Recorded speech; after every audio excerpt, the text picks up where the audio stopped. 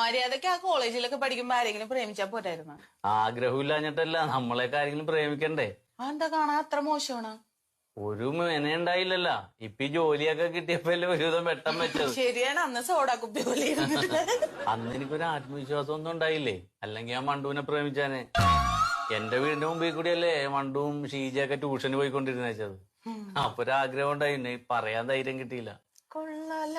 അന്നത് പറഞ്ഞെങ്കി ഇപ്പൊ ഇവിടെ വരണ്ടായിരുന്നു. ഗ്യാസിന്റെ ഗുളിക വീട്ടിലിരുന്ന് എഴുതി തന്നാ പോരായിരുന്നു. ചെല്ലി ചെല്ലി എന്നാ ഈ മരുന്ന് മേടിച്ച് കഴിക്കട്ടാ. അപ്പൊ ഇത് ഈ മുകളിൽ എഴുതിയാണ് വെറും വയറ്റിലെ കഴിക്കണമല്ലേ? അപ്പൊ ഞാൻ രാവിലെ കഴിച്ചിട്ട് ഒരു 3 മണിക്ക് വരാം. അല്ല, ഒന്ന് കാണാലോ, ആശ്വാസം ഉണ്ടേ പറയാല്ല. 5 ദിവസം കഴിഞ്ഞ് വന്നാ മതി. എന്നാ ഫോൺ നമ്പർ ഒന്ന് എഴുതിയേരി, എന്തെങ്കിലും സംശയം ഉണ്ടെ വിളിക്കാല്ലോ.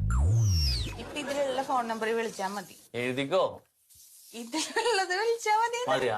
അതിൽ അച്ഛനാരെങ്കിലും എടുത്താലേ ചെല്ലി. അല്ല, വേറെ ആരെങ്കിലും വരുന്നവരെ നമുക്ക് സംസാരിച്ചിരിക്കാം. വേറെ പേഷ്യൻസ് ഒന്നും ഇല്ല പുറത്ത്. സത്യത്തിൽ എന്താ പ്രശ്നം? എന്നാ ശരി, എന്നാ ഞാൻ വിളിക്കാം.